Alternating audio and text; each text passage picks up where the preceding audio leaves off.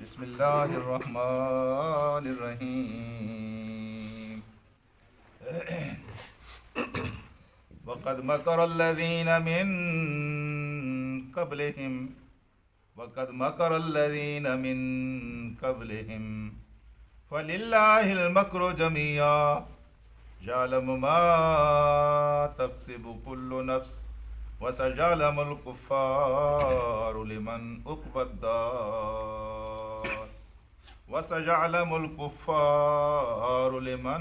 الدار صدق اللہ العلی العظیم. رفقائے محترم، جیسا کہ پہلے یہ بات عرض کی جا چکی ہے کہ یہ مکی صورتیں جو ہیں ان میں اللہ تبارک و تعالیٰ کی محبت اور اللہ تعالیٰ کا پیار محمد الرسول اللہ کے ساتھ، اہل ایمان کے ساتھ سطر میں اور لفظ میں جھلکتا ہوا نظر آتا ہے. یوں لگتا ہے کہ اللہ تبارک و تعالیٰ کو یہ لوگ بہت زیادہ پیارے تھے اور محبوب تھے. ان کی دل نوازی کے لیے اور ان کی ہمتوں کو بڑھانے کے لیے اور ان کی قربانیوں کی قدردانی کے لیے اللہ پاک نے جو اسلوب یہاں اختیار فرمائے ہیں وہ سارے کے سارے خوبصورت بھی ہیں، حسین بھی ہیں اور دل نواز بھی ہیں. اس آیت میں بھی اللہ پاک نے اہل ایمان کی حوصلہ افزائی کی ہے اور ان کے دل کو بڑھایا ہے اور ان کی ہمت کو بڑھایا ہے. کہا یہ گیا ہے کہ قد مکر الذین من قبلہم، اے میرا بلال، اے میرے آل یاسر، اے میرے خباب بن ارد، اے میرے پاک محمد، یہ جو آپ کے ساتھ ہو رہا ہے نا، یہ پہلی دفعہ آپ کے ساتھ نہیں ہو رہا. یہ کام کرنے کے لیے جو لوگ اس سے پہلے بھی آئے ہیں ان کے ساتھ بھی بالکل یہی ہوا ہے. اور یہ اس لیے نہیں ہوا کہ تم اللہ کی نگاہ سے گرے ہوئے ہو اور خدا نے اپنی نظر عنایت تم سے ہٹا لی ہے اور اللہ پاک نے اپنی سرپرستی کا ہاتھ تم سے اٹھا لیا ہے اور تمہیں درندوں اور بھیڑیوں کے سامنے اللہ تبارک و تعالیٰ نے یوں ہی ڈال دیا ہے اور آپ کی کوئی اس نے پھر خبر نہیں کی. ایسا نہیں ہے. سونا کتنی اچھی چیز ہوتی ہے. حسن گلو کے لیے اس کو استعمال کرتے ہیں، چہرے کی خوبصورتی کے لیے استعمال کرتے ہیں، سنبھال اور سانپ کر اس کو رکھا جاتا ہے. لیکن اس سونا جیسی چیز کو بھی لوگ جب تک آگ میں نہ ڈالیں اس وقت سونے کے اصلی اور برے ہونے کا پتہ نہیں چلتا. تو دیکھیں ذرا اس کو جی، اصلی اور نقلی ہونے کا پتہ نہیں چلتا. تو میرے دوستوں اور ساتھیوں، اصلی اور نقلی ہونے کا پتہ اس وقت چلتا ہے جب اس کو کہاں آگ میں ڈالا جاتا ہے. تو بالکل یہی مثال ہے کہ اہل ایمان کو جب تک اللہ تبارک و تعالیٰ اس کٹھالی میں ڈال کر نہ نکالے پتہ ہی نہیں چلتا کہ کون خالص ہے اور کون نہ خالص ہے. میرا بھی کوئی ایمان ہے جس کے سامنے کبھی یہ مرحلہ بھی نہیں آیا کہ ایک طرف اللہ ہے اور دوسری طرف موت ہے. ہاں جی، تو میں اللہ کو اختیار کرتا ہوں یا میں موت کو سینے سے لگاتا ہوں. ایک طرف میری نوکری کھڑی ہوئی ہے، دوسری طرف میرا ایمان کھڑا ہوا ہے. میں نوکری کو بچاتا ہوں، میں ایمان کو بچاتا ہوں.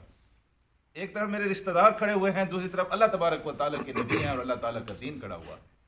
میں اپنی برادری کو بچاتا ہوں، میں اپنے برادری کو بچاتا ہوں یا میں رسول اللہ صلی اللہ علیہ وسلم کے ساتھ تعلق کو بچاتا ہوں.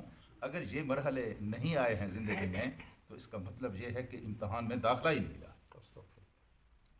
جی، یہ میرے عزیز یہ کر رہے ہیں، میڈیکل کی تعلیم حاصل کر رہے ہیں، جن کو داخلہ ملتا ہے راتوں کو پڑھنا پڑتا ہے، آنکھیں سوج جاتی ہیں. دوسرے لوگ تو آرام سے سوتے ہیں. داخلہ جب ملتا ہے تو محنتیں کرنی پڑتی ہیں. جس کو داخلہ ہی نہ ملے اس نے کیا محنت کرنی؟ بھائی اس راستے میں اگر یہ مرحلے نہیں آئے، نمازیں، روزے، حج، زکوٰۃ یہ بھی ٹھیک ہے، قربانیاں ہیں، ہم ان کو تسلیم کرتے ہیں، لیکن اس کے نتیجے میں ایک زندگی بنتی ہے جو باطل کے مقابلے میں کھڑی ہو جاتی ہے، جو اللہ کی نمائندہ بن جاتی ہے، جس کا وجود کفر کے لیے ناقابل برداشت ہوتا ہے.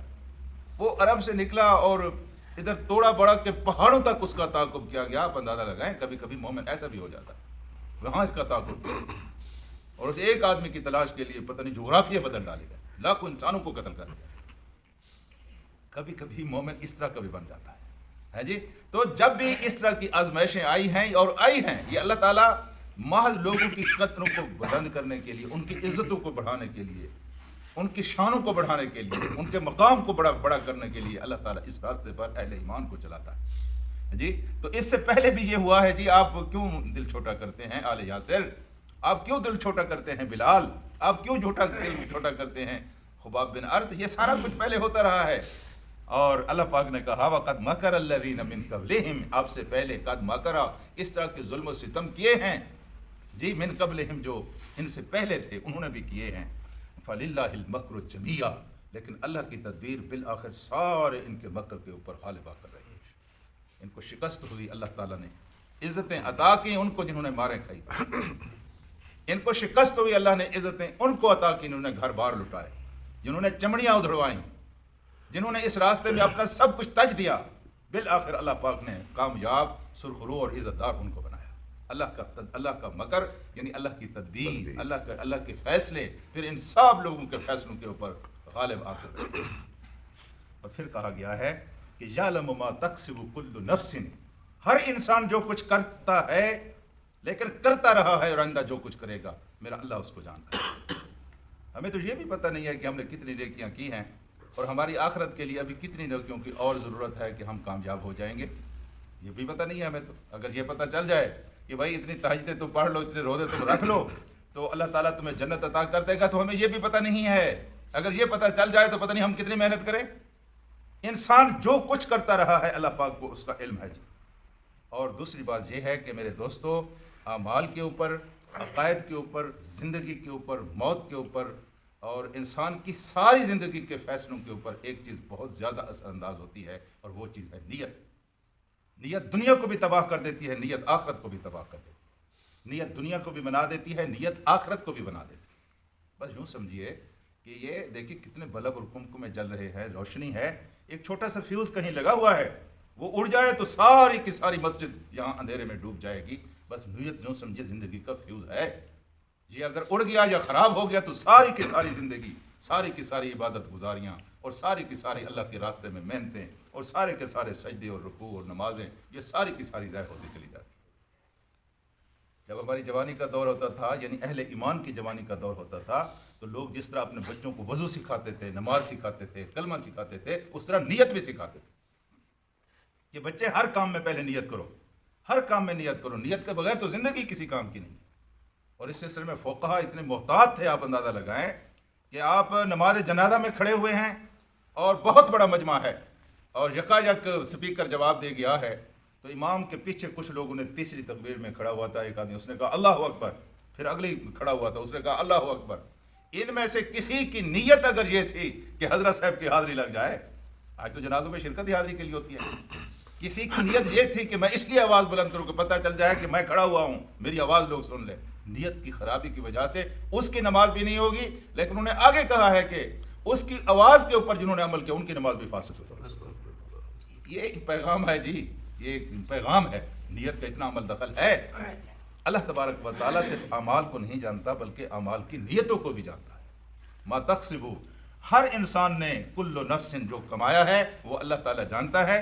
وَسَيَعْلَمُ الْكُفَّارُ لِمَنْ عُقْبَى الدَّارِ، اور ان قریب پتہ چل جائے گا، جس طرح کہتے ہیں نا یہ بجڑا ہونے تک پتہ لگ، ویسے ابھی تجھے پتہ چل جائے گا، ان قریب پتہ چل جائے گا لمن عقبی الدار، یہ آخرت کا گھر کس کے لیے۔ کہا کرتے ہیں نا، اگر اللہ تمہارے اوپر راضی ہے تو پھر ڈیرے تو ہمارے آباد ہیں، کاروبار تو ہمارے پھل پھول رہے ہیں، گردنیں تو ہمارے سامنے جھک رہی ہیں، مویشی ہمارے بڑھ رہے ہیں، ہمارے گھروں کو آ کر دیکھو، یہاں رونقیں ہیں، یہاں چہل پہل ہے۔ تمہارے کوئی گھر ہے، اپنے رسول کا گھر تو دیکھو، رہنے کے لیے، بیٹھنے کے لیے، کھانے کے لیے، پینے کے لیے، اس گھر کا کیا حال ہے۔ ادھر ساتھ ہی ابو لہب کا گھر ہے، ادھر بھی آ کر دیکھ لو، وہاں کتنی رونقیں ہیں، وہاں کتنے مزے ہیں، ہیں جی، دیکھو تو صحیح۔ اللہ ہم پر راضی ہے، جس طرح یہاں اللہ ہم پر راضی ہے، آخرت میں بھی اللہ ہم پر راضی ہوگا۔ جس طرح یہاں ہمیں عنایات مل رہی ہیں، آخرت میں بھی اسی طرح ملے گی۔ جس طرح آج تمہارے گھر ویران ہیں، آخرت میں بھی تمہیں اسی طرح ویرانی کا سامنا کرنا پڑے گا۔